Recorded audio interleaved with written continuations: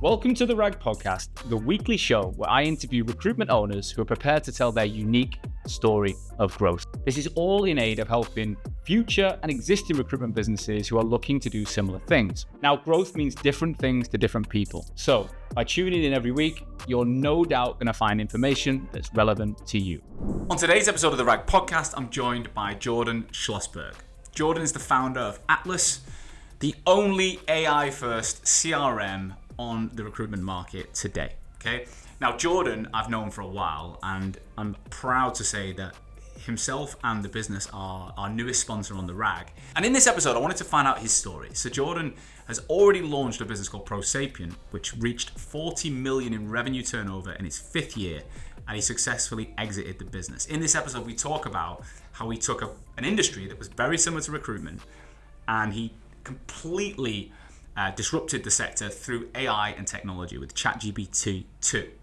He then exited the business and realized that recruitment was such a similar industry, he wanted to do something similar again. He launched his own recruitment business and his own CRM, and now they are going live with over 1,000 users.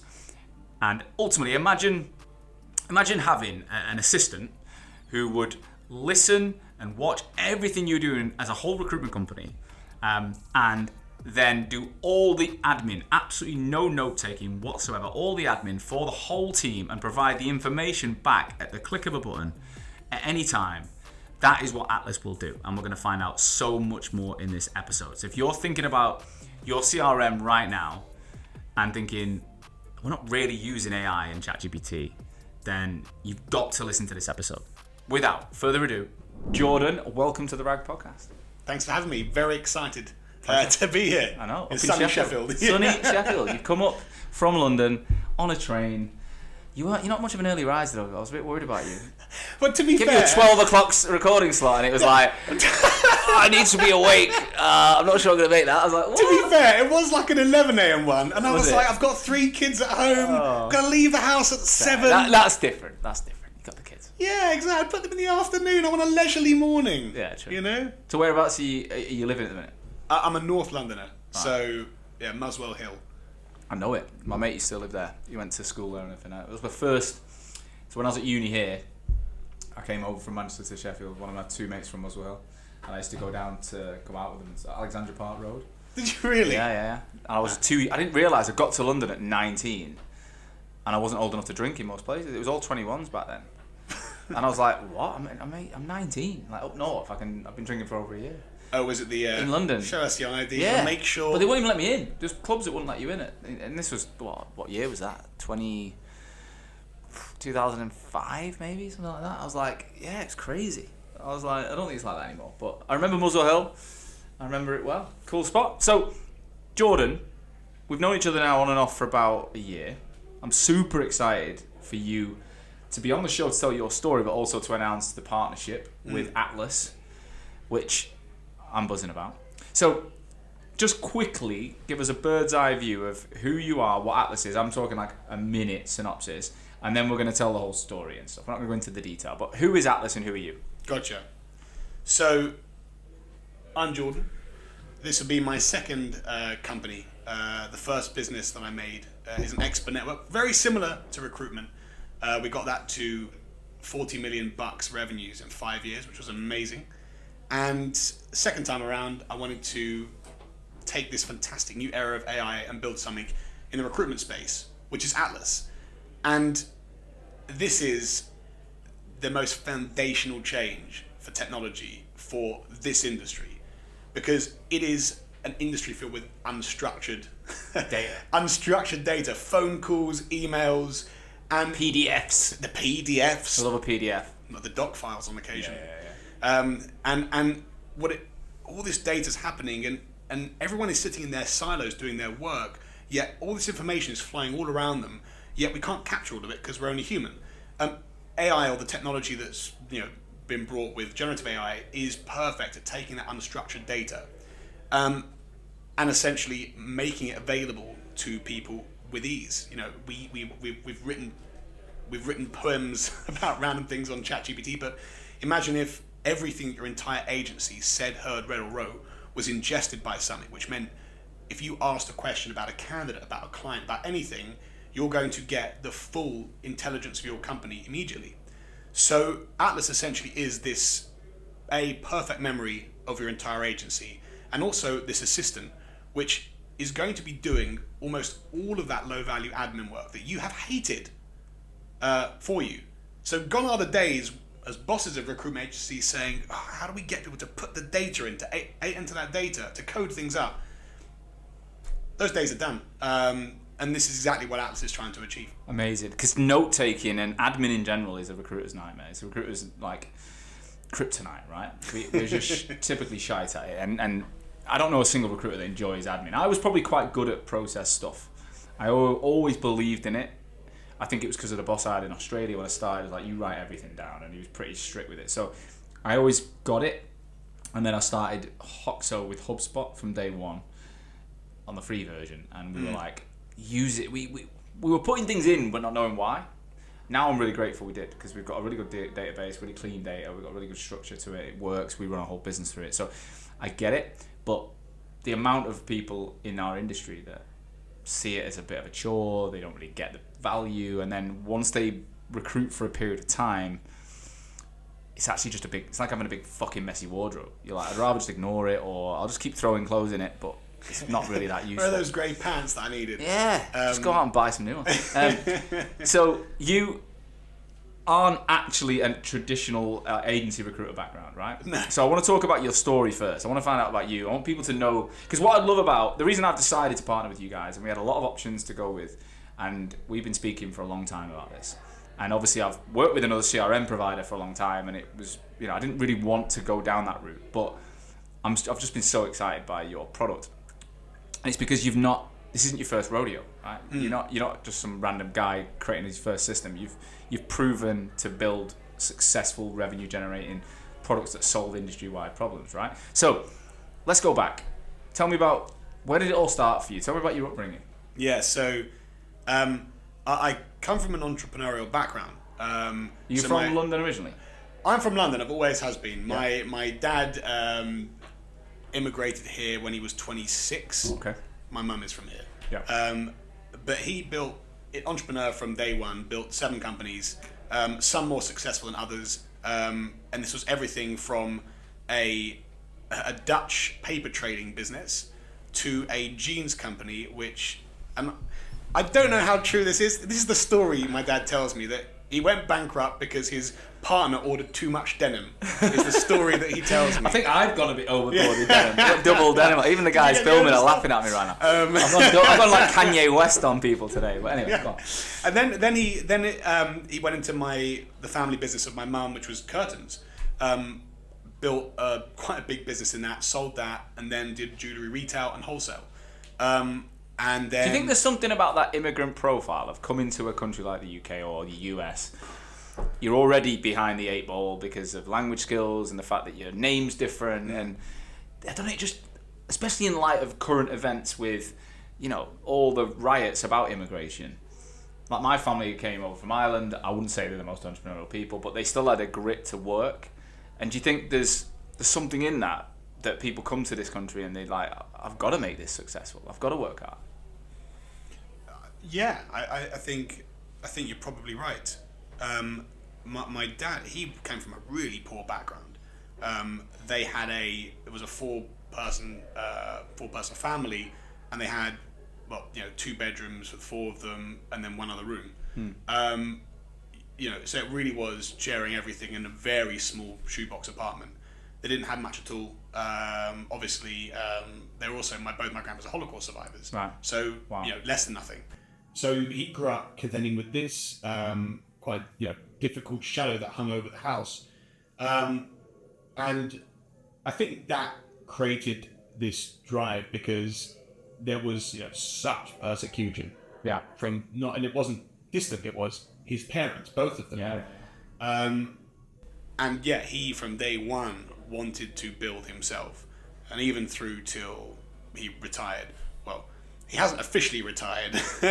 He never will officially retire, but there definitely was a time when he did work less, thankfully. But he had this still has this insane work drive. And even as successful as he got, he's still got this peculiar poverty mindset.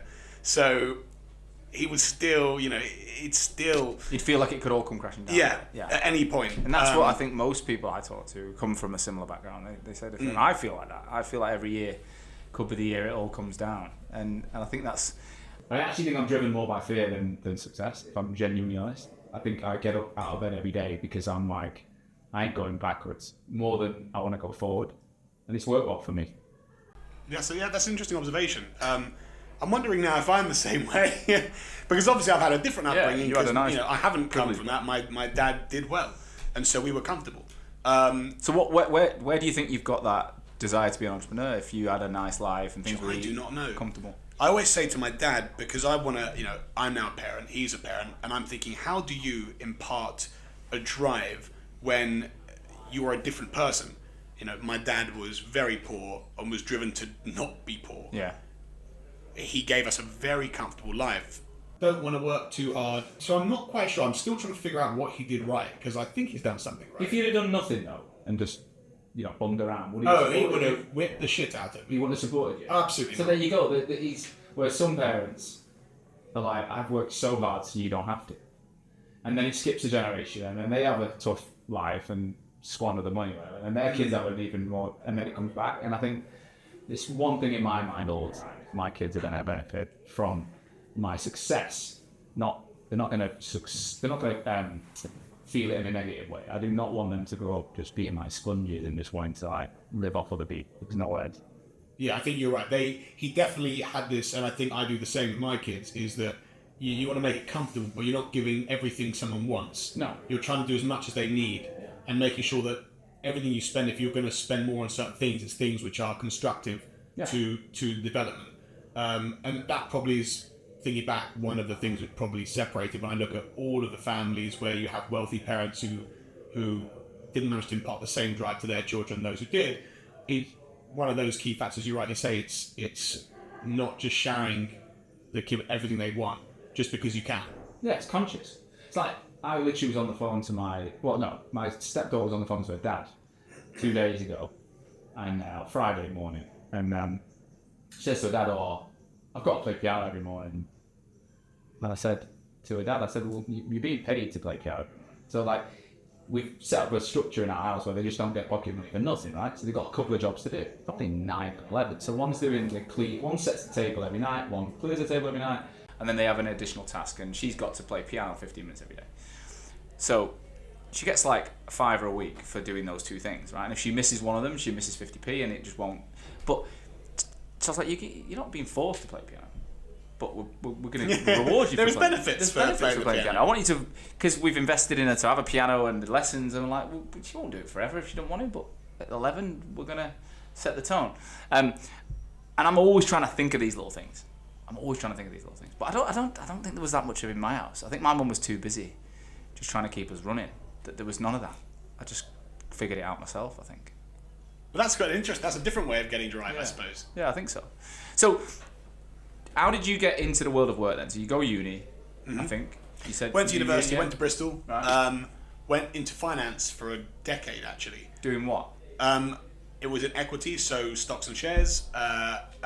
First, I was selling them on behalf of the bank, and then I was investing in companies. And as I was mentioning to you before we did the show, this will be the second time I've been to Sheffield. The first time was when we took a multi% stake in a washing machine company, which went bust a few years later. So it wasn't the best investment.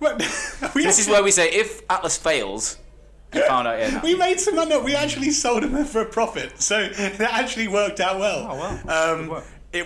I must have been, because then I followed it because it was just. So that was your job on behalf of the bank. Yeah, exactly. So I would be 4 or 5 years was selling shares for other people, and then it was working. To who? Who are you selling to? To hedge funds, to asset managers. Right.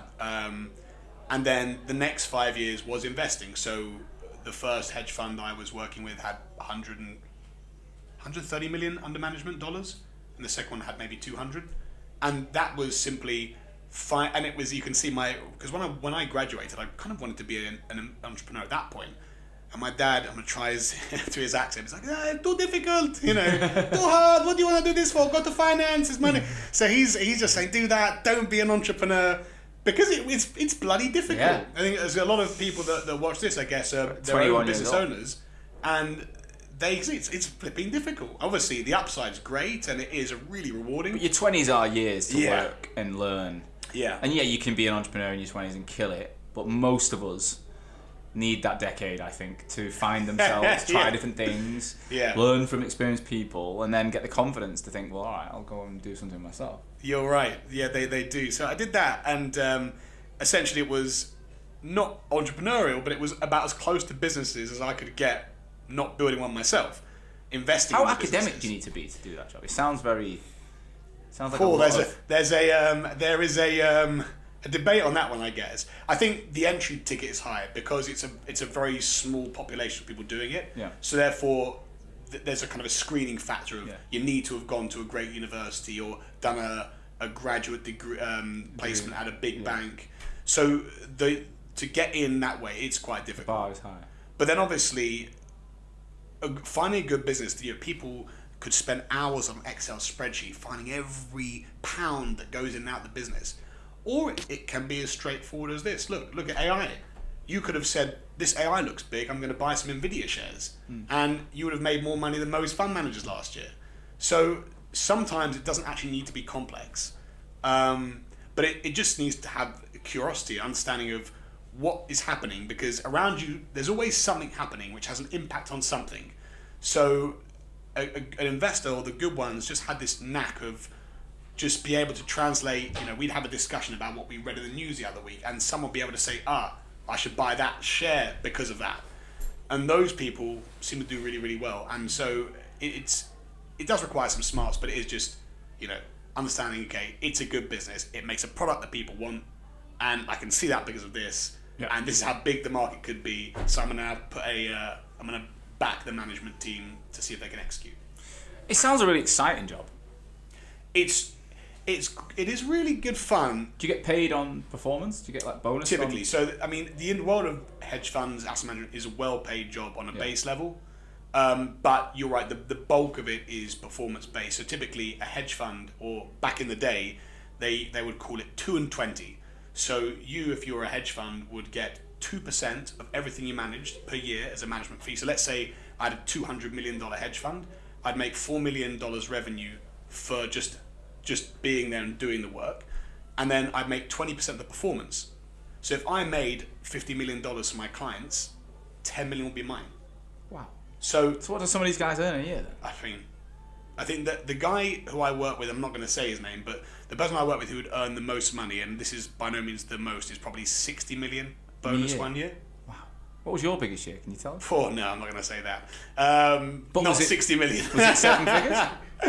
I'm not going to say. But It sounds. So Some why would you people- leave that though? If you're on the trajectory, I'm sure, like every business, Yeah. the longer you stay in it, the better you get. The more. I money. think so. I think that because obviously it's a sharp wedge, right? Yeah. I definitely was not making 60 million, Yeah. unfortunately.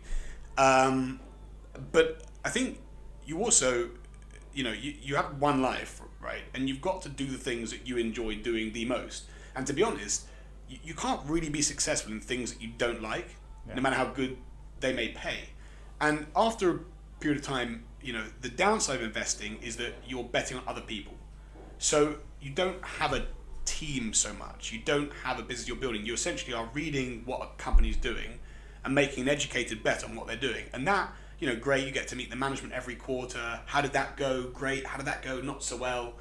But after a time, you're thinking, I actually want to do, but I'm sitting here backing others to do. Watching others. Yeah. And some people love that, and it's a great job for some. For me, having an entrepreneurial father, I wanted to do that. Yeah, I wanted to build.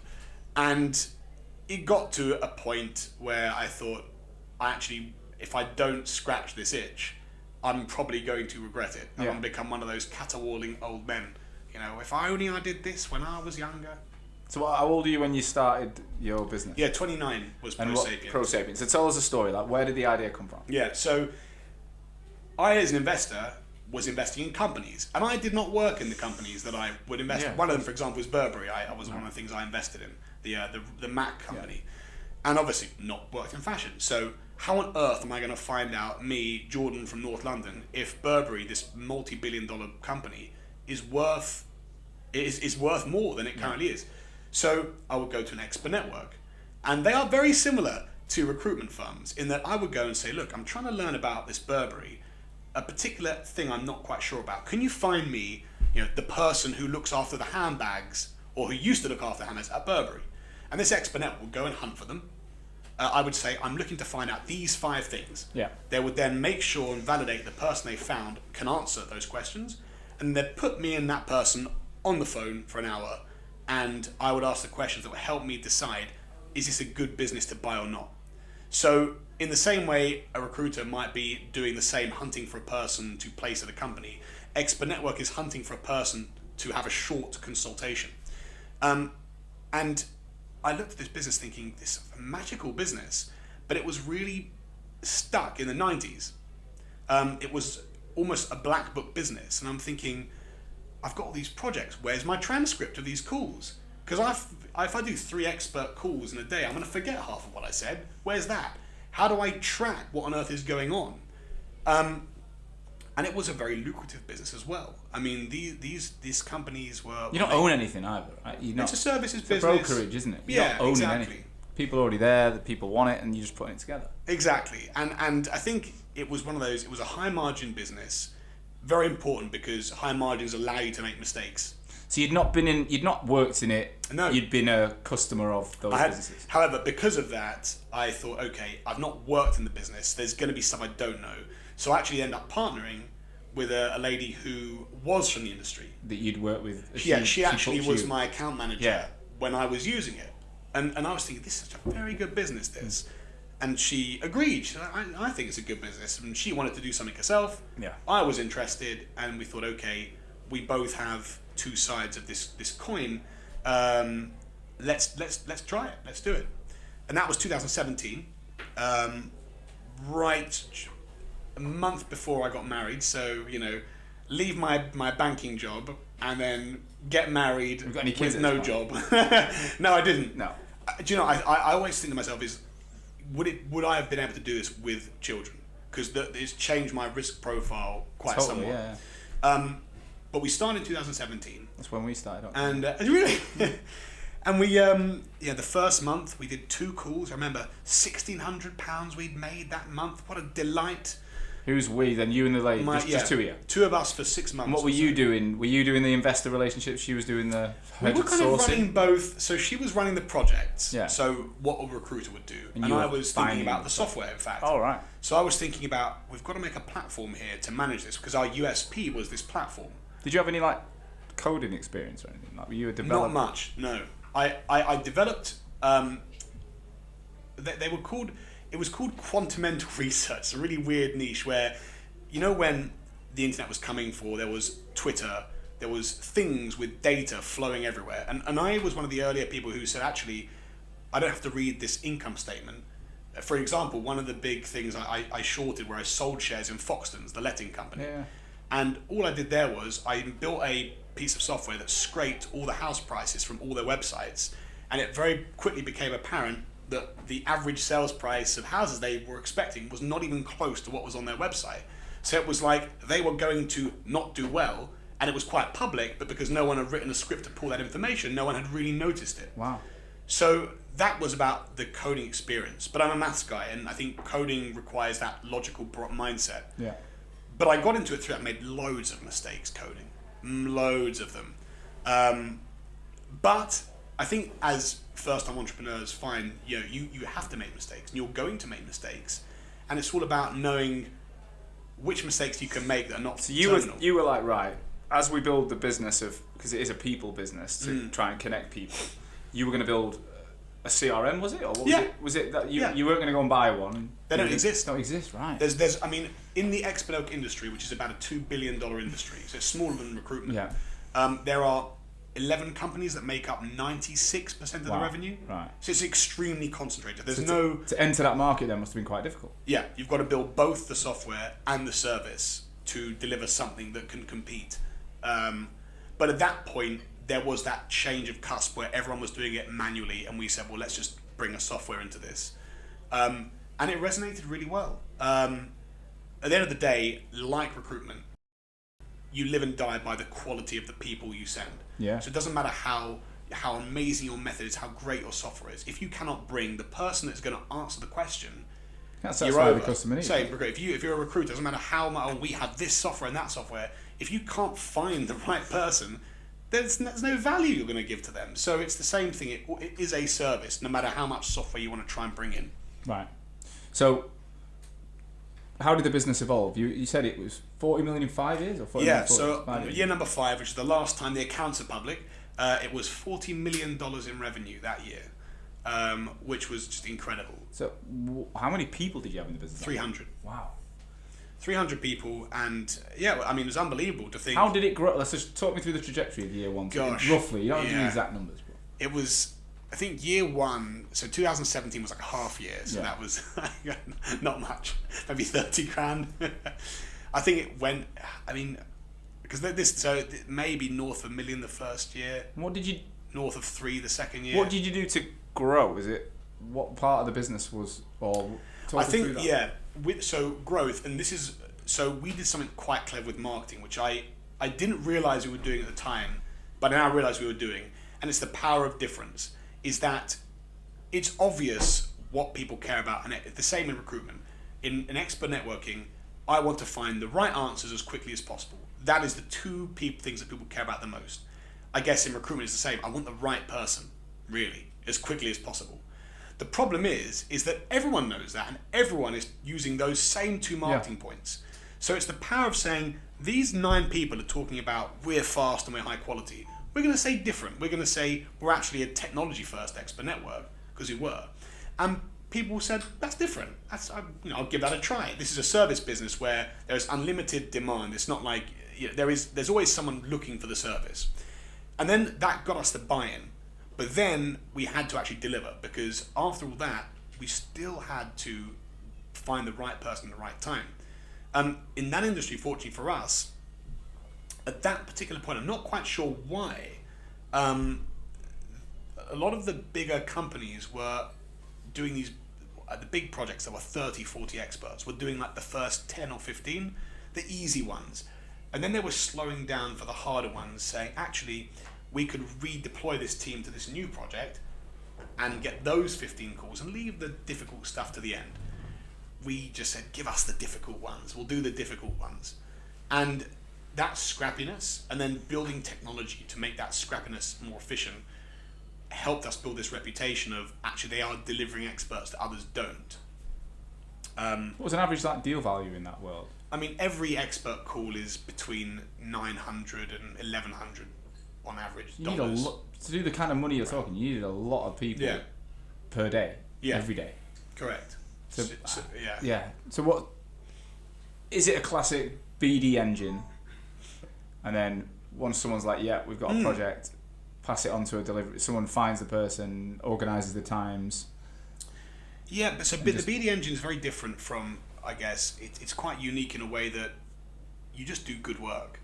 If you get to a big company, because it's very much a land and expand, you start with a company that does 1,000 calls a month, and you get 3 the first month. I suppose, it's not like they might use an expert network. They're gonna use it. Yeah. So you just needed to get in and grow, basically. Yeah. There's not many customers in it. Everyone who knows about they use them already. So you don't have to say, oh, this is what an expert network is. They're like, well, we use these 4 players. Why are you different? It's very similar to a PSL in recruitment. Exactly. Except for the fact there's 11 companies. There's probably 11 companies on your street, not 11 companies in your network. So it's a bit different in recruitment. Yeah, so the BD engines are much more different because you're just competing against way less people. Right. Wow. And how did the technology actually make the difference? So we, in the end, focused on technology that delighted the client, that brought more value to the 1-hour conversation, and technology that brought the speed of delivery up. So an example of the first would be, we were the first people that offered transcripts of calls. So you'd have this call you'd pay $1,000 for, and then with ProSapient, there will be a transcript of that call. So you wouldn't just have to remember and write notes down, It was not as cool as it is today in terms of the technology was not quite there yet, but we got it there. But that was the first thing. Then on the other side, it was just, how do we speed things up? How do we get a associate reaching out to 30% more people? How do we help them increase the relevance of the people they're reaching out to by 30%? Very much on the sourcing thing. And it was loads of little wins, looking, decompiling the whole process of, someone's asked me to find this person and I deliver this person. There is 100+ little things you do, and it was very much, this thing we could reduce by 5 minutes, that by 10 minutes, and that just added up and then but that technology first narrative enabled you to keep focusing on all these different areas. Yes. Yeah. And how did your role evolve over that 5-year period? So, good question. At the beginning, it was, we both were the jacks of all trades, master of none, as it were. And we bifurcated into me looking after product, and my co-founder would initially look after the client services, the delivery, and then went to more commercial when we grew that side of the business. And I stayed there really. So I would look after the technology and the product at that point, until I stepped down.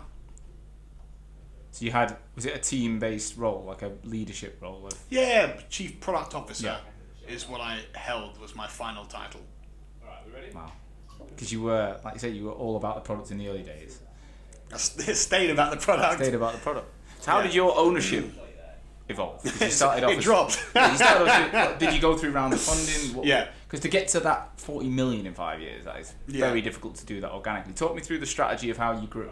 Yeah, we took an angel investment round right at the very beginning, and we probably did 4 or 5 rounds, maybe 1 per year.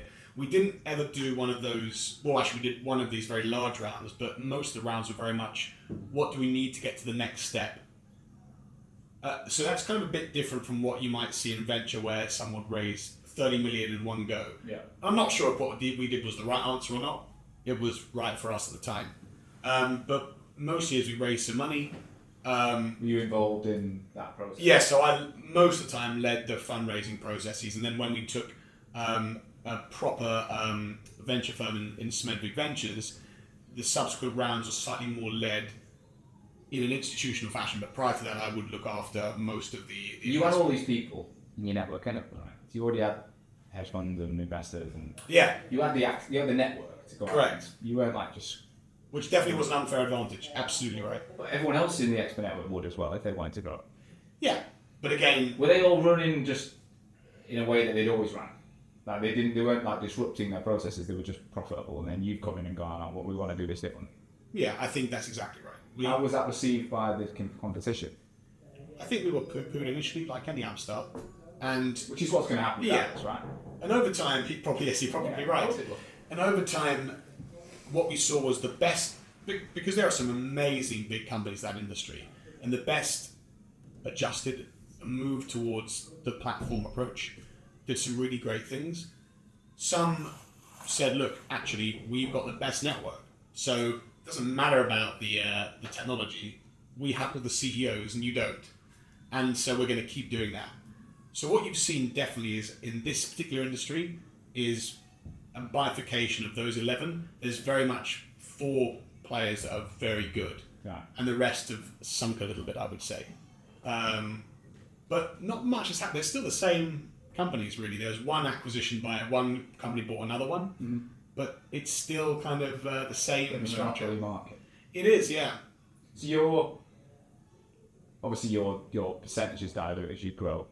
Yes. Did your business was it a profitable business, or was it like? It's profitable now. But at the time, were you burning through to grow? Yeah, correct. Yeah. Correct. That was why we raised money. How does that feel? Because I'm the opposite. Obviously, I think a lot of recruiters are like me, from a pure service-based business where, you are the product until you earn a certain amount, then you invest in people, and so you focus on your balance sheet, and like you say, burning through money just is kind of a scary concept. How have you dealt with that? Yeah, it definitely leads to some anxiety-inducing moments, which took me a lot of time to really understand, because for many years there was a shelf life. Yeah. You could see there is X months left in the bank. But that is the game that if you go down the venture route, you're playing. Because you're saying, look, we could grow this speed without funding, but if we had funding, we could grow at this speed.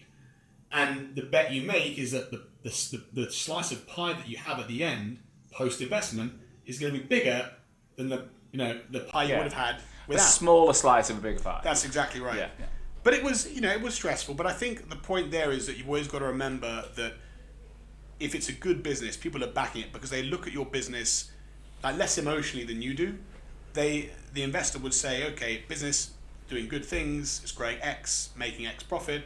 We think it can get to there if we invest this much capital. So you go through a capital raise, you use that capital, and the idea is you are then at the next level. So we always, after every round of capital, grew further. The valuation changed, and then it was okay. We now need some more money to get to the next step. How was your relationship with recruitment agencies along that journey to get you there? It's a really good question. We use them sporadically here and there.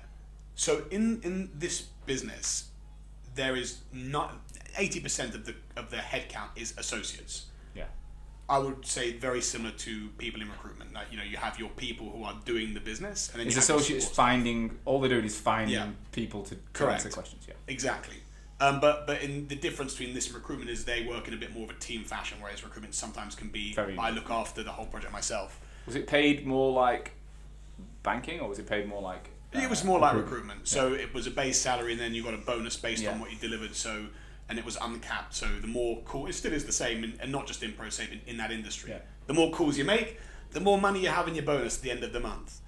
Was it an office-based, like big boiler room type situation? Yeah, it was very much a big office. It still is. They're in Holborn now, and yeah, it's just arcades, very buzzy atmosphere. We try and make the offices really nice, things you want to go to, because it is that atmosphere where you're against the clock. When a client says, we need to find someone, unlike recruitment where you have time, so we're going to hire a CFO, okay, that could be a 3-4 month process, we want to find the best one. Here it's like, we need the insights tomorrow morning. So can you give us the first list in 3 hours, please? And you're against others, so that there is that contingency relationship. Yeah, I mean, contract recruitment in my world was not that different. Like, you're talking about they need a program director for a role, and they've had someone already earmarked, he's not available. We need someone in the next week. So you would, for Thursday night or Friday night, you'd get that call at 4 p.m. and you'd know they'd given it out to your 3 competitions. So you'd be like, I ain't going to the pub, I'm going to carry on. And you'd have to deliver. Maybe not quite the timelines you had, but also not the perm world I don't think. You have more complexities because the person might not want the job. Exactly. They might not be available there. It might be too far away. Yeah. So it was in between what you did and what perm did is what I did. Okay. I'm interrupting today's episode to talk about our sponsor, Atlas, the only AI-first recruitment platform on the market. Now, imagine you had a genuine assistant following you around, listening to everything you said on the phone or in meetings, and then doing all the admin for you that you don't want to do. Well, that is actually possible now through Atlas CRM. It's the only platform with fully integrated AI, so there's no note-taking whatsoever and no need to buy any additional software. Now, they've got so many amazing features. Specifically, they've got AI-generated interview notes. That means Atlas AI provides comprehensive interview notes minutes after a call ends, detailing every question asked and responses given. This includes a highly accurate transcript and a recording option, so you never have to rely on taking ridiculous notes while you're on the phone. You can listen intently and get the best notes afterwards using AI. Okay, so Atlas is brand new to the market and launching so rapidly. For the first 200 members, they are offering what's called a founder's license, okay? And the founder's license is going to be a 40% discount for life, okay? And it's only for the first 200. Now, if you want to be in the first 200, you're listening to this episode through The Rag, you're going to have a great chance. Go to www.recruitwithatlas.com/The Rag and sign up on that page. All right, let's get back to the show. I can see that journey then. So the investment keeps coming in, you keep growing. Why aren't you still there? Like, what happened to your relationship with that business? It's a good question. One I get a lot. I think at a certain time, businesses grow and they mature. And I love building. Yeah. It's the favorite part about this job is to be close to the customer, to build. And if you're a venture-backed business, you're sharing that vision with the investors you have. So eventually it becomes a slightly more democratic process of which direction do you want to travel. And as companies slow, you can't move them that fast. As chief product officer or whatever you were, did you feel like you had a founder's say? No, you did, of course you did. Yeah. But there was a lot of other... Was there a CEO in there? Yes. So we brought in a professional CEO in 2022, I want to say. And you're right. So at that point, obviously, the CEO has to have the end vision. So is that so weird to have someone else running your business in that way? But the funny thing is that you can't exit a business usually very cleanly. You know, if you are a founder and sell a business, there's usually a big earn-out where you stick around. And so the management team felt, they wanted, it was a big 300-person business. What was needed was a kind of a different method of management. Sounds cool. But at that point, it was getting me thinking, okay, can I do the things that I am good at? Hunting, finding the direction of travel and very quickly driving there. Because then I wasn't the sole arbiter or the main arbiter of the strategy. And that probably was the main reason why. I remember having a conversation with the CEO at the time saying, I think, there's not really much I can do in a full-time job here now. When the AI revolution happened, it was huge. And I remember we ripped out the whole core system, the search system, and used GPT-2 or Bard at the time. And I said, I'm going to get this project done, but after that, I'm not sure I'm worth paying 5 days a week. So I'm literally not, this is the last big project and there's not much that I can give. And at the same time, this technology was just, I'm looking at this and when you're a bit younger or now and you look back at the dot-com era and you think, oh, that must have been fun. Imagine I was at the dot-com era. What would I have done there? We're in it. Yeah. We're in it again right now. And a lot of people don't realize it wasn't this just big bubble that happened for a little bit of time. It was 5 years. Yeah. From like the mid-90s to the late 90s. This crazy run as this technology, which absolutely, as we know now, was completely changing the world that we live in. People were thinking, where's it going to go? They were making these crazy bets of different things. But that was the opportunity to build. And this is the opportunity again. Because until this point, a lot of people have come across recruitment CRMs, ATSs. They are all the same because they are all using the same approach, the same technology. And to be blunt, if AI did not exist or the generative AI, I would not have bothered with Atlas. Yeah. Because you cannot pull someone away from a core system of record without having something that's 10x better. No, 100%. So this was, I'm at ProSapient, finishing up there. Yeah. Thinking, how many years ago was this? 2022. Yeah, it must have been the end of 2022. That's 5 years. Times are bleeding now a little bit. Yeah. And it was I need to be first here.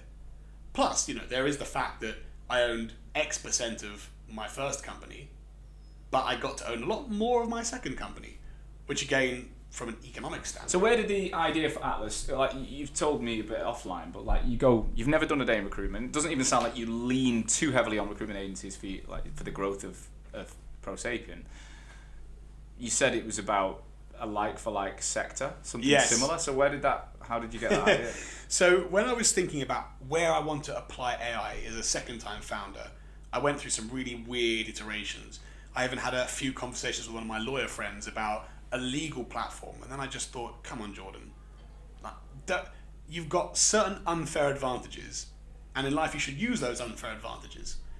And I had just spent 5 years building what is regarded as the best piece of software in the expert network industry. The expert network industry is connecting people together for consultations. And so it was simply, where can what I built already be the most easily applied? And recruitment is the closest. Did you realise how competitive recruitment was and how much, like you say, 11 companies versus 30,000 in this country alone? did you know at that time that it was so much more competitive and so many more little players? And I had an inkling, but obviously now really spending the last year and a bit in the industry, it's very apparent how different the market is. Because as a recruitment, they are buying you, I suppose. And that is why, why'd you go from one over another? There's 1,000 to choose from. And it's a much heavier relationship game. That's why my business exists, right? Because I'm all about backing the person and elevating. If someone's already good at their job offline, they'll be a miles better performer if they've got an online presence too. Yeah. I'm not creating the performer. They've got to be good at recruitment. That's the bit that I don't want to get involved in. I want to just help them elevate that and find their voice, etc. Because it is so competitive and it's so difficult. And especially, people keep telling me about the US. I should crack the US for Hoxo, and I'm like, there's a counter argument to that because the market's so big over there and there's less competition over there. I don't think the need to innovate is quite the same as here. Whereas here, we're in a goldfish bowl. There's literally fish everywhere. Everyone's competing, and there's not that much availability. And so people need to be different. They need to stand out. There's more need to innovate, which has obviously played more to the focus for me. So talk me through the strategy to familiarise yourself with this sector, because it's pretty impressive what you've gone and done. Because one thing I think that my dad has taught me, and maybe it's one of the things which are kind of, I'm an autistic guy, is that I'm very hyperproductive, and that's helped me be successful. I think I typically, when I focus, I can do a lot of work in a short space of time. So it was easy for me to get everything structured and start building Atlas. But at the end of the day, so many people don't understand just the nuances that go into the difference between an amazing piece of software and an average piece of software. It's things like button clicks. We've just brought a feature where you just hit Control-D or Command-D and it dials the person, the profile you're on. It's like the smallest feature ever. It took our front-end guy an hour to build. No one's even made it yet. I mean, some companies are 20 years old. And you only come across these things when you're kind of in it. Yeah. And you realize, what's pissing me off? What's the blocker to do this or that? Where am I wasting hours of time? I'm a product guy. What I'm really good at is building software that essentially makes people more productive. At ProSapient, the revenue per associate was way higher than any other company of similar size to us. And that's what Do you think it's different though, building a software for your business than building a software for multiple businesses? Like now you're building a software for other businesses. Yes. You have less control of how they're going to use it now. Yes. Whereas before you could mandate and train. Correct. You had access to everyone and you could say there was one way of doing it, and that's it. What I'm learning here is that recruitment, there is no tried and tested approach. Everyone, because it's an extension of them, they will create a business around what they're good at and work how they're good. And for everyone it's different. I had a guy who we did a demo with that he was like, there's not enough colors on Atlas for me. I need more graphs. And I was like, I haven't heard that before, but I get it, because some people, they just say, I want to see things visually. Yeah. And that was that person's requirement. And so we're finding that with Atlas, we have to make a lot of ways to do the same thing, because everyone's got the way they want to do it. But there's a tough middle ground here, and I think a lot of people have got unstuck with this point, particularly in CRMs, where you can't build everything for everyone.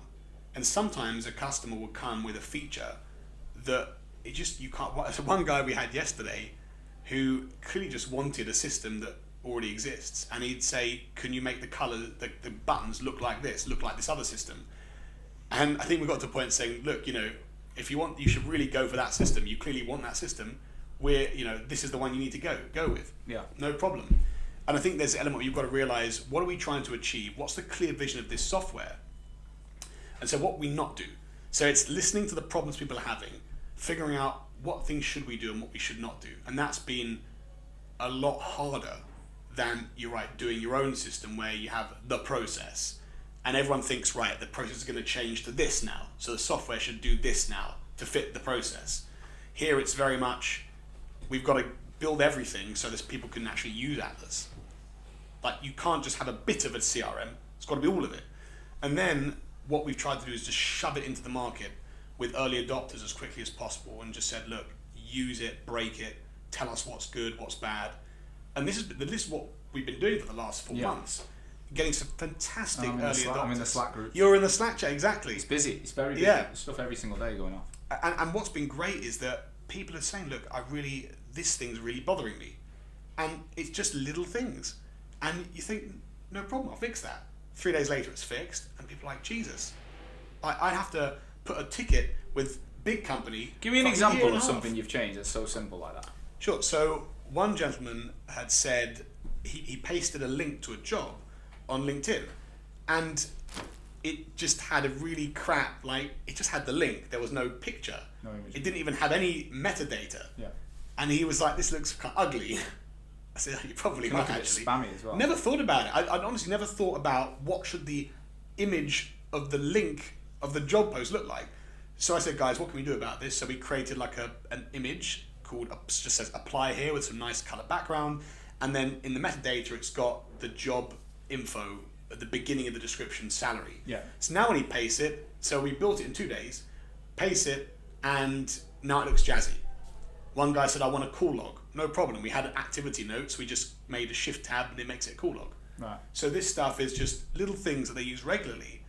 And we think, let's just delight customers. So when they come and say, I really want to see that, we show, look, software is actually not complex. So the point of it is that we are building it for you to use and for you to make more money as a recruiter.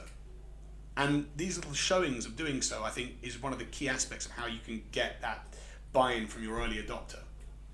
So if we look at I won't go through everything because we'd be here all day, right? If we went through the journey of a recruiter in my head, right? So let's say,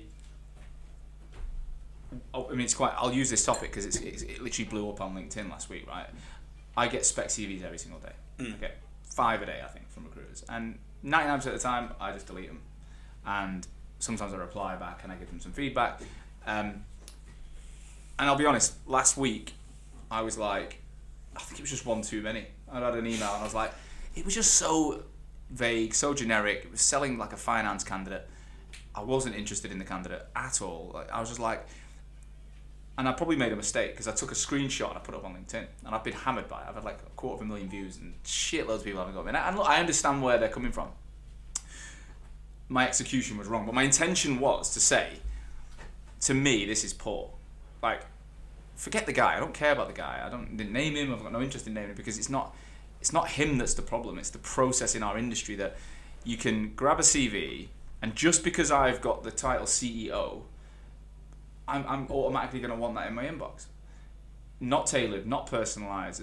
If it had said hey Sean, anything to do with Hoxo whatsoever that was remotely accurate, it'd have been on a better footing. But it had nothing. It was just you're a media agency in London, which I'm not, and it was this guy might be good for you. And I was it's crap. So my intention was to say, how can we improve this process as an industry? How do we stop? Because if you send out 10,000 of them and you get 3 bites back, you think a lot of recruitment agencies think that worked. Whereas I think 3 bites, 9,997 didn't reply. How many have blacklisted you have thought that was a lot of shit? Put you on a spam filter because I can click report to spam. Look, every time these things come through, you can get rid of them. So, is there a way of using AI to spec CVs in a more personalized way? No. I definitely think so. It's one of the features that it's on the roadmap, and I wanted to solve it, but I haven't come to the conclusion yet of whether the spec CV is dead or not. I hear 2 ways of the story, but I think people can choose what they want, and you're not here to tell people not to. No, I don't know. No, and you're not here to say don't do it because it doesn't benefit your business. I just think the brand benefits, and there's a hidden damage to it that people don't think about. They think I got 3 bites, but what you don't realize is that you're burning data all the time of people that are going to block you, and they're not interested in. This again, depending on how well it's written, and there's low. I just think if there's a way AI could be more efficient at helping you say don't send that to that person, or just changes some of the lines to be a bit more specific. That's exactly what we're thinking about. So we have a Chrome extension where you can send multi-step, multi-touch outreach to either candidates or prospects. And one thing that's on the roadmap, which we can build quite easily now because we spent 6 months building an AI massive data pipeline, is that you say, okay, I want to spec this most placeable candidate, let's call her Jane, to some people that might want to hire her. So I go and find a job description, a job opening that she'd be perfect for. I can say to AI, here is job description. With Atlas, this is every single thing that we know about Jane, every call we've had, every interview we've done, every note, every email, every resume, if she has more than one resume. And I can say, just write me 3 bullet points of why, 3 points where her experience matches experience there. Because we have a short attention span. And I think people forget the fact, why did specking, because I think specking is good if it's done properly. At the end of the day, but it's not about, my argument isn't specking, it's the execution. Yeah. Make it better. Yeah, so here you could say, look, you're hiring for this person, and here are 3 specific things that you need that this person has in spades. Bam, bam, bam.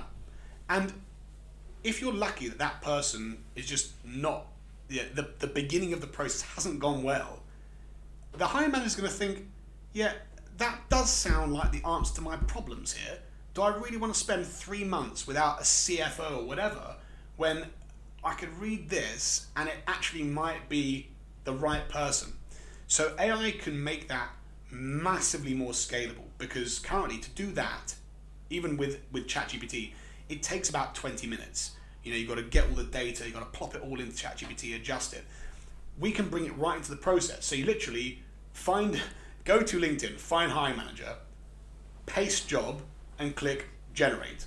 And it would say, hey there, we've got this fantastic candidate who's this. But that'd be so much better than hitting send to 10,000 people. Yeah. It takes a bit more time, but it's, and also, I'm not hiring. I haven't got a job description, right? So it's got to be tailored slightly differently. Like, look, I'm aware that you're not hiring right now, but you know, having seen Hoxo online and saw that your headcount has plateaued for 12 months. I mean, I'm making this shit up. Yeah. But you know, is there any way that your finance function, you know, you're not utilizing your cash correctly or whatever? Like, therefore, we've got this person who's done this for very similar business to you. Would you like an introduction? If not, look. Would you mind telling me what might be important to you for the next 12 months where I could actually send you something more appropriate? That would be like, I'd be like, that's clever. It's good. They've hit me with they've made me think. They've already preempted that it might not be right. Yeah. Instead of being like, I think this person would be good for your business. It's like, why? I don't even know you. It like, piss off. Like, it put me off. And like I said, my execution was probably not great and it had a backlash, but I'm not the only person who feels this way.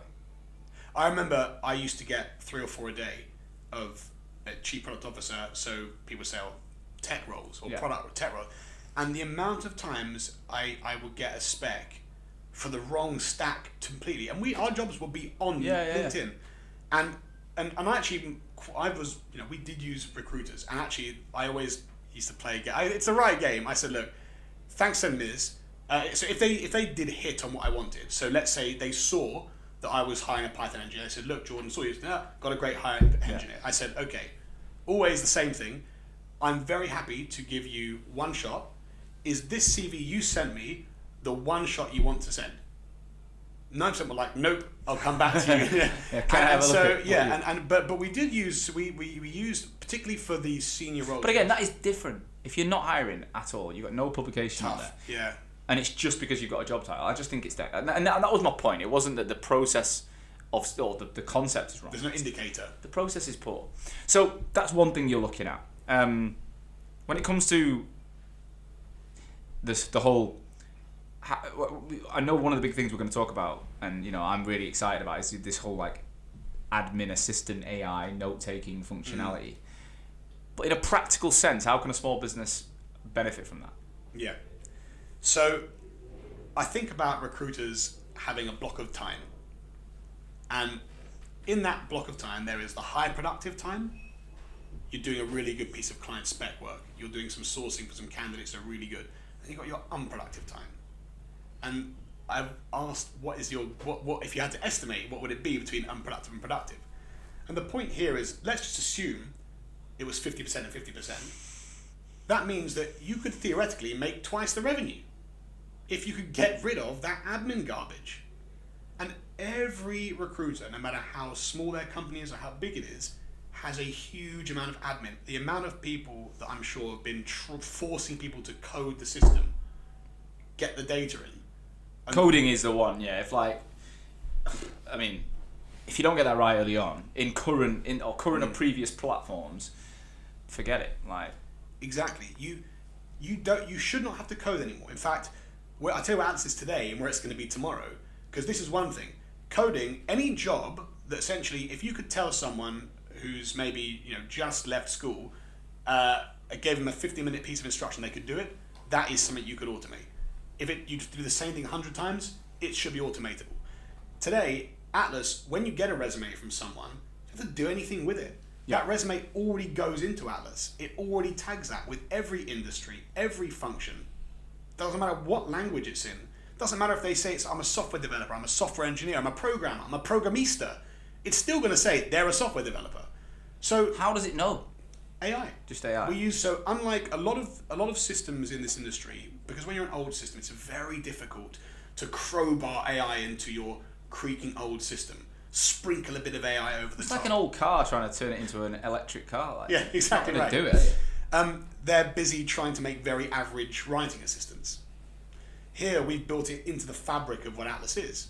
So we didn't even go with a Dijkstra or text kernel because they weren't as good as what we needed. So we built our own Gen AI parsing engine, which does this. And what's next? We have tagging, but custom AI tagging is coming, which generally means, let's say for example, I'm a finance recruiter and I'm looking for a banker that has this industry experience. That's my tag. They've got commodities experience or finance experience. I can say this tag is experience, so please read the resume or from the information you have, tell me what industry they focus on specializing in. And that can be totally automated. And you could say, find me everyone with a tag Yeah. of commodities. Yeah.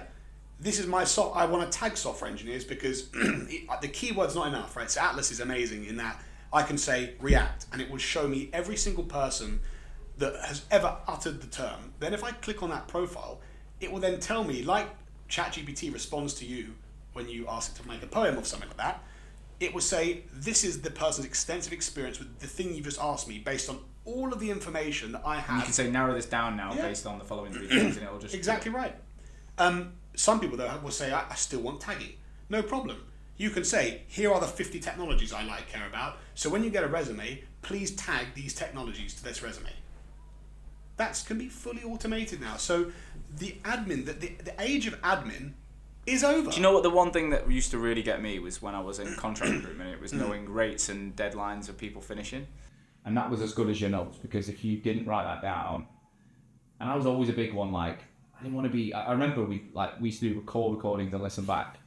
And if you could hear someone tapping on their keyboard while they were listening to a candidate, it was like, just sounded shocking. You're like, you're not listening, you're fucking typing. So you're not responding in the moment, you're not asking better questions, you're not actually providing a solution, you're just you're a dictator, not dictaphone. So basically, I tried not to type, and I definitely didn't use my handwriting because it was a waste of time. So I'd always try and remember. And my memory is, I'd say, I don't know how you measure it, but I know I've got a good memory. I can probably remember something that's happened every single month since about 2003. On the month, I can remember something, which is a bit mental. So my memory at work used to call me like Rain Man. They'd be like, who's that candidate who did that? I'd be like, bomb. And they'd be like, how the fuck does he know? Anyway, and I still struggled with rates and dates. So I'd be like, is that down 550 or 575 a day? Not sure. Is it finishing in March or April? And it was always pot luck. And you'd phone them up and you'd always to confirm everything. And it was, so I'm like, if every time I had that call that was measured and tracked, I could just say, tell me now 5 people that are within this rate available from this date. That like just changed everything. That's what we're actually building. So currently, if you use Atlas now, you'll notice that essentially if someone utters a salary, it puts it into a salary box. So as soon as you put the phone down, it will say salary, current salary is X, expected. It automatically fills that. Yeah. Wicked. What about manager names? Because that's another one. Like the industry's obsessed with getting leads, right? Who do you work for? I work for Jordan. So like again, trying to get that name written down, remembered, you could do all the best work in the world to navigate that conversation and then not quite get the name right, and it'd be difficult, or someone's accent was difficult or whatever. Is there any way is that something you're thinking about? So when I use Atlas and BD calls, I've made a template, so you don't have to rely on a question asked summary. You can make your own template, and you can write your template. Were there any managers mentioned? Can you outline what their neighbours were and where they work, so that you can just apply that template again and again? So I had it for current. How do you apply it though? As in, like, you finish the call, then you. It's applied. Yeah, it's applied. So the call's transcribing all the time. And then it goes into the note function with that template attached. Yeah. Right, and then it populates the fields as well. Yeah, you're right. It will essentially, after the fact, listen to the call again, get your instructions, and write the notes to the instructions you've given it. What about things like, and again, it might be on the roadmap, but like diary management? It's on the roadmap. That's another one. Like, that's the assistant, isn't it? Like, when I'm actually free, do I really need to go and reach out to that candidate to get that exact time slot, or could AI do it via email or whatever? Could I just say, look, you need to find me a slot for Peter Johnson on next week to get in, and and the hiring manager's calendar availability is this. Like, that'd be pretty cool. The first thing we built, actually, calendlove.com. We're taking it down though now because it's we built that the first thing, and it's funny, people just didn't like to interact with it. Yeah, it was a fully semantic engine, and I would use it for all my interviews. It was thinking more from an email. No, it wasn't an email. Oh yeah, it was an email. It was Amy. Was my assistant's name. Right. AI assistant Amy. Yeah. What was their last name? Something beginning with I. Yeah. And it was fun, but it just, I don't know. People just didn't want to do it. A lot of the recruiters told us, actually, I use this slot to reconfirm things. Yeah, true. So I want to have the calls and scheduling. Now, what we are doing, so the AI scheduling system on Atlas, when I go to hit schedule on the system, because it knows everything you know, it will say, before you've written anything, it will say, right, you've agreed these 3 slots. Which one should we start with? That one. Then it populates the whole slot based on the conversations it's found. You say, okay, that looks right. Yeah. Submit. Next one this. So it's all about the little wins. Instead of you organise it on the calendar, then you've got to open up there, say, what have I ordered there? Have I got that there? Where's that going to be? It fills all of that out. So that's 3 minutes saved there, 3 minutes saved here. Yeah. And that all really adds up. Because then you forget, with all this kind of faff that invades the focus time that you have, you can just really focus and say, right, the next 3 hours, heads down, let's get some BD done. Let's do 30 calls, 40 calls. And you have to worry, oh, did I forget to schedule that interview there? This is the stuff which you shouldn't have to worry about anymore. I've got a lot of notes from your product, and I just wanted to refresh myself quickly. So this Copilot feature says here, Atlas stores everything your entire company says, reads and writes. Imagine you can recall your entire company's knowledge with your sentence. How do you practically use it? So is it like a search bar? It looks exactly like ChatGPT. Yeah. On the right-hand side of a person, client or person, there is a box, and... Could you say something like, who was the guy I placed at Miller Insurance Brokers in 2013? No, because the problem with AI is that it's the context. You have to give it, it only has a set amount of information it can handle at one time. So you have to be very specific about it. So who was the male, or which placement did I make in January 2013 to Miller Insurance? But that's you could, but we haven't created a context for that. So we first created it around the person. So we have an AI around each person, but we haven't gotten around a company or around projects yet. Right. And we probably will get there. The way we think about it is we just ask our customers, what things do you want to see next? Yeah, I think what you're focusing on is the most important bit, right? Is this big vacuum of data that people have got, which, they're all running around LinkedIn sending fucking emails, but they've already got the data, most people. They just don't know how to access it and use it. That's correct, yeah. So you're saying, I liken a CRM to most people's CRM behaviour, like going shopping, fucking starving, go to Sainsbury's, spend 150 quid, fill your freezer and fridge, eat one meal, and then go starving again 3 hours later and just go straight back to Sainsbury's and do that again. And just leave the fridge to just decompose and die. That's what they're doing, right? And what you're saying is, this food is available on an ongoing basis now. We've got direct access to everything. Yeah. And we're not relying on your quality notes and tagging to make sure the data is accurate. It's the data itself will tell us what we need to know. If I'm off on holiday for 2 weeks, he would have to think, oh God, she knows about this candidate. Maybe I'll give him a quick call. Anything that I know is on the system. It's not going to ever be something which is going to help you make really smart, informed decisions, but it's there to bring back the things. Things like I'm writing a report, and there's this anecdote which, in my opinion, shows some really like a resilience. And I'm like, oh, what was that story? I can just say, remind me of that story that they mentioned. So it gives me the story. Great, pop it in. Now I've got a great kind of report. I can look to the client like I'm the most knowledgeable person alive. Because I can then almost create an electronic version of the client to say, will the client like this person? But based on the last 6 months of conversations where he's like this and not that, yes or no. That's interesting. Yeah, in fact, we interviewed for an AQA for Atlas, and Pavel, my VP engineering, he said, I had a candidate, but I just didn't feel he had quite the drive we need. So instead of asking him, I went to the Pavel's transcript and I wrote, Pavel didn't feel that this person had drive. What aspects did you feel made that? And he gave me 3 examples. And I said, Pavel, were these 3 things? He was like, yeah, that's exactly what he said. So like, Jesus Christ, it's amazing. You're busy now working on code. So Pavel, stop coding. Let's discuss and debrief. He gave me his bullet points, and I can figure out the rest because I had everything. I think it's the synopsis that's the most important thing. Like we've got Fathom AI for our Zoom calls that can work. And like the beauty of Fathom for me has been being able to summarize everything. Yeah. Like I don't really want to watch the 55-minute recording. I just like reading the notes, and the notes are so good. And I know you're bringing this into your products in the future, right? It's already there. Zoom, as in. Oh, so it works on Google Meet and Teams.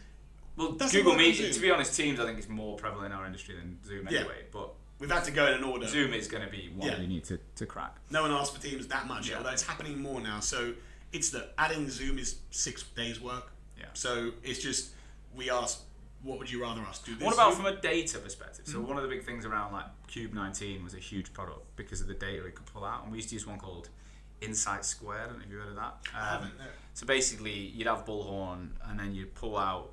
The reporting capability was so basic that you'd have to use a third-party software to be able to create dashboards and slice and dice the data based on what, I want to look at my CV sent this month versus, 6 months prior. Are we on track?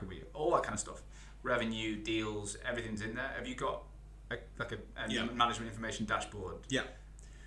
Yes, we do. And this was one where we actually embedded another company called Metabase. Right.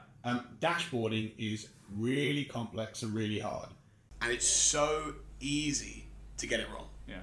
And so we thought, look, we have a focus, and it's a large problem we're trying to solve, but we cannot do everything. No.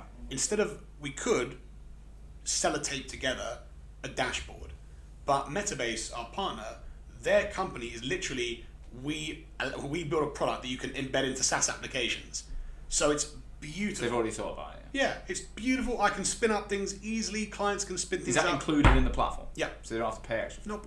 Wow. We have to pay, unfortunately, but that's a great thing, though. I think that's because I think part of the pain for a lot of our customers is, so I've got to buy your CRM, and then I've got to pay a load for that, and then I've got to have that bolt on, and that bolt on, and that bolt on, and before you know it, it's fucking expensive. And if you can take a lot of the hit and try and build in a complete package, which is why we're kind of going, because we've got a lot now, but a lot of time people say, where's the to-do list? It's the one thing which I get, and I say, look, we're going to get to the to-do lists.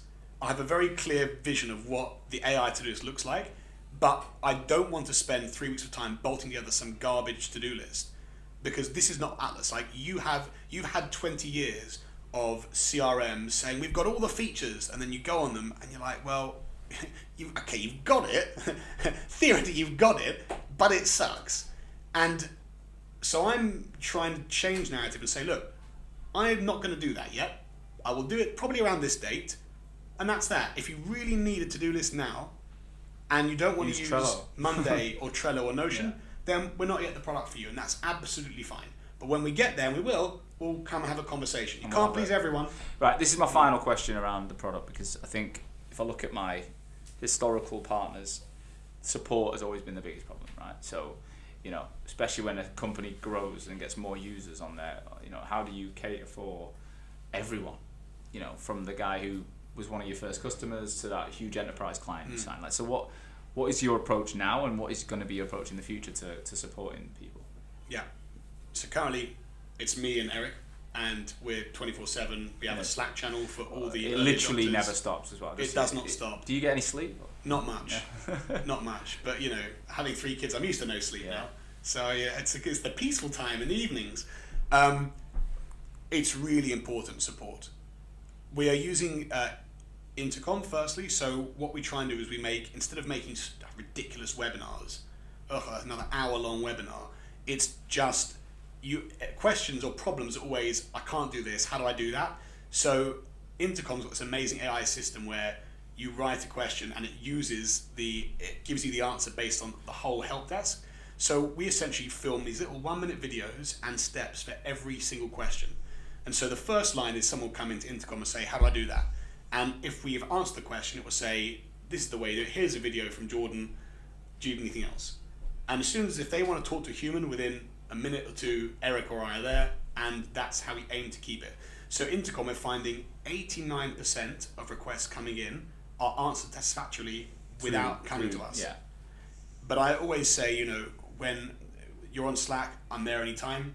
My email, give me a shout. On Intercom, you just hit speak to a person. When you're on board, you have my calendar again. Like, as simple as we've made the system, I understand that it's a complex system. It's the core of someone's business.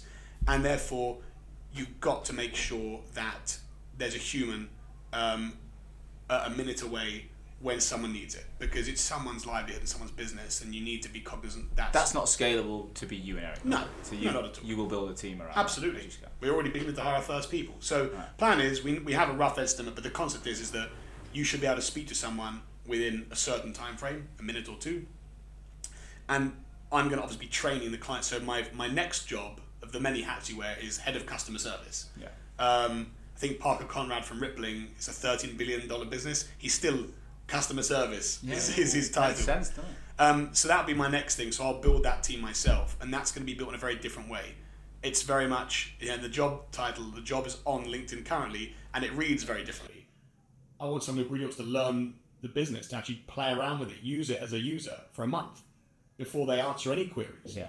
They need to understand the product. They need to be involved in every time we release what's new. Give it a try, so that you can say, okay, Mr. Customer, this is how you use it. I'm not just reading the help desk that you're reading. I actually have used it because I also speak regularly to Jordan. I must say, HubSpot is a platform we use, and they've got it. They've gone well. They've done really well with that. They're a US-based business, global provider, but you can usually get a call back within a few minutes, or someone's on chat, and they're really good. They're really responsive. They understand your questions.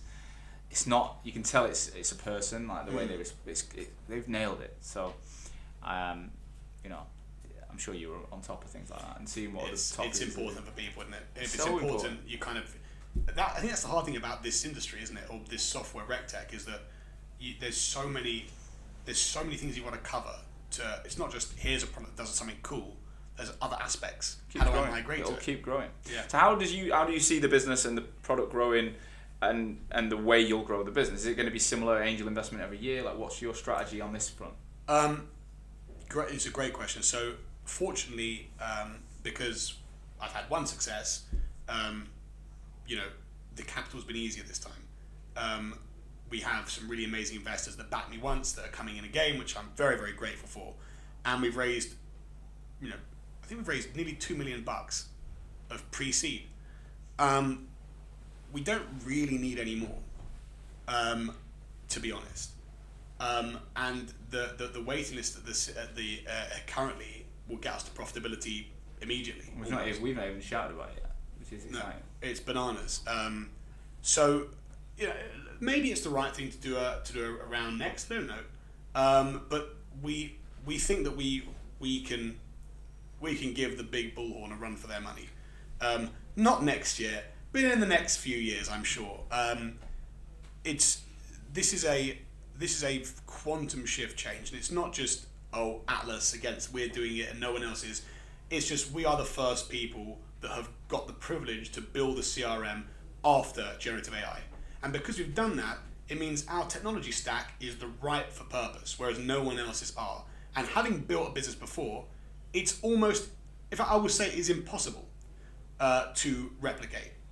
One thing I put on LinkedIn last week was saying we are 18 months into GPT-4, 18 months, a year and a half.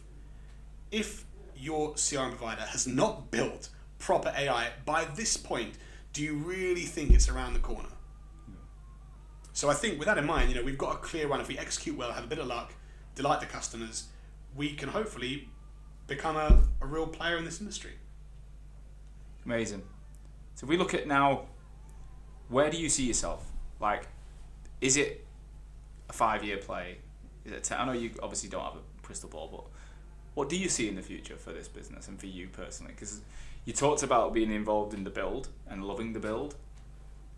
How do you feel about the Atlas build? There is many years of building left, I'd say. So it's tough to crystal ball. Generally, I love building. Like these are kind of the happiest work moments, I would say, is this stage, and getting to build businesses like this and working with some of the amazing people we've got is tremendous. It's just so energizing, so much fun.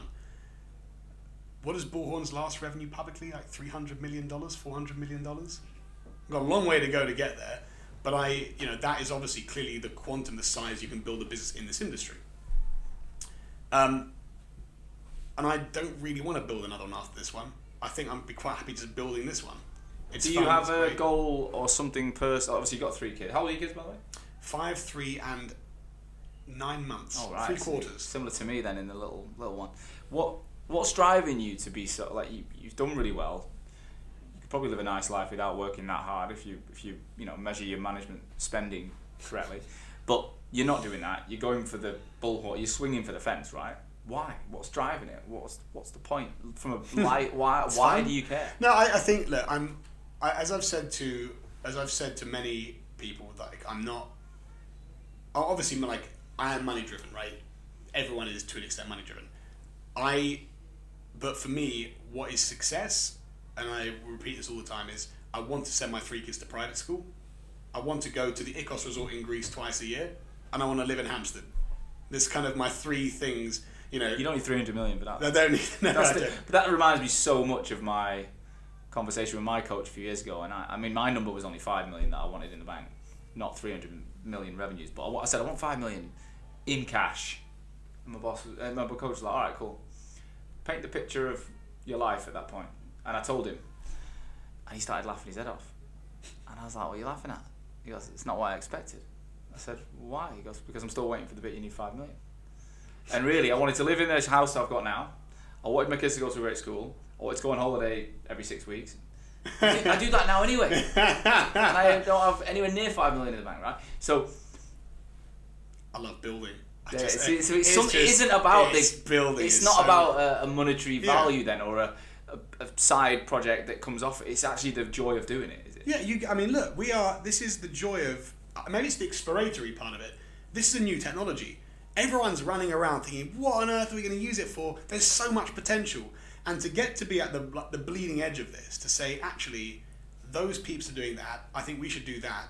And no one really has the right answer. We'll find out in a bit of time. That's just really good fun. And then obviously just the competition of and you almost like create the competition, like, oh, these guys, they're big now, we're going to get bigger than them. Because it's just fun. It's just fun. But you are right. It's not, for me, it's not money. And I've put that into paper because, with this one, because of my first business being successful, I own a much larger share of the second one. Me and my co-founder together own the lion's share of this business. I've already signed a pledge to give a huge amount. So all the team have got options, and more options than you would get any other company. But on top of that, I think I'm pledging over half my stake now to the team upon any success. Because so one of my driving ambitions is, and I don't know where it came from, but I really wanted to be able to say, I made a business that got 50 people onto the property ladder. I'm not quite sure where that came from. And I got a few with ProSapient. But generally, I just think to myself, do you know what, Jordan? You're lucky to be running this business and you've got some amazing, talented people. But so often people join startups, and even if it goes well, they can make a really nice chunk of money, but it's never going to be retirement money. And I thought, you know what? If, let's say it was 500 million, some bonanza success, and I'm sitting there and I'm thinking, Jesus Christ, what do I need that much money for? And if I could say, you know what, team, you've done equally hard nights than what I have. Like, this is not only mine. That is probably the ambition to say that I could achieve this and help other people. Amazing. And that does, and if I get that, then I'm probably, that's pretty much all of my business aims covered. My final question was one that was written by a previous guest. I always ask the previous guest now to give a question for a future guest. And they said, like, when did you know you wanted to be a business owner, entrepreneur, and why? Like, you kind of answered that around, I think your dad would be the biggest inspiration, am I right? So at what age do you think you knew, I want to be like Dad? When I was 10, it's quite funny. I was a weird kid. I mean, I'm not gonna. A very good friend of mine, Adam. I'm not gonna give you his last name because only I should take the embarrassment. He doesn't deserve it. But we made the business club. The business club. when we were 10. What's that? It was a club to make business, Sean. Oh, Called right. the business club. Right. It was the business club, and we were 10-year-old. Like, how do we make business happen? And so, and we make schemes. And one of them was this this magazine we made. So I grabbed my dad's digital camera at the time. That was like a very early stage, a big old thing. And I'd take pictures around the school, and I'd make little cartoons of the school. And that was one, and that was called the Y Mag. Sold that for 50p a go. Made good £10 there. We did one raffle where we found. There's like a chocolate called Astros. You remember that there were like these little chocolate balls. I do remember. Yeah. And they went out. Obviously, they didn't sell for very long. Yeah. So I found obviously there was a corner shop that had like the overage of them. So I bought the overage pack and did a raffle. Made a return on the raffle for that one. So the business club was the business club. We £30 profit, I think, in year one. Unfortunately, didn't last into secondary school. Oh no! Had to go through puberty then, and so you definitely had an early adoption. I would go the opposite. I mean, I did some early things, but I thought the way you say the business in this funny word, I actually thought the businessman was a job. I thought it was someone's job title. Yeah. You wore a suit. You were a businessman. The businessman. The businessman. Yeah, I thought that was a job. I was like, you're a teacher, you're a doctor, you're a businessman.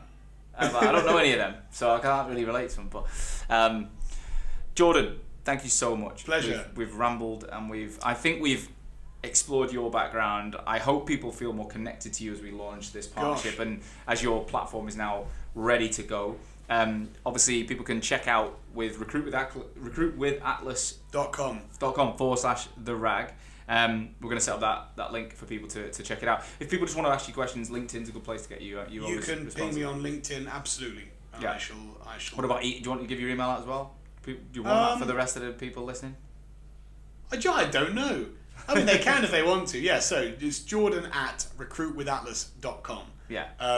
Ping me any questions there. AI will reply now. AI will reply, yes. Jordan is on it, by the way. He's on it. Look, obviously we're going to be in touch with you, throughout. There's lots of discussion about the platform through the show. I want to get you on again in less than 12 months' time to see the progress, how we're getting on. And it is live and available for people to start using right now. It is indeed. All right. Finally. Good luck. Thank you so much, Sean. Appreciate you having me. Pleasure. Thank you as always for listening to today's show. I truly hope that you got value from it. Honestly, it's the only reason I take time every week to ensure that my audience, you guys, future and existing recruitment owners, you're learning from each other to make this industry that I love so much stronger. And today's episode is brought to you by my business, Hoxo. I'm the CEO and founder, and we're on a mission to help brand recruitment agencies and their people better. I want to help people have the tools to stand out in the most competitive markets in the world.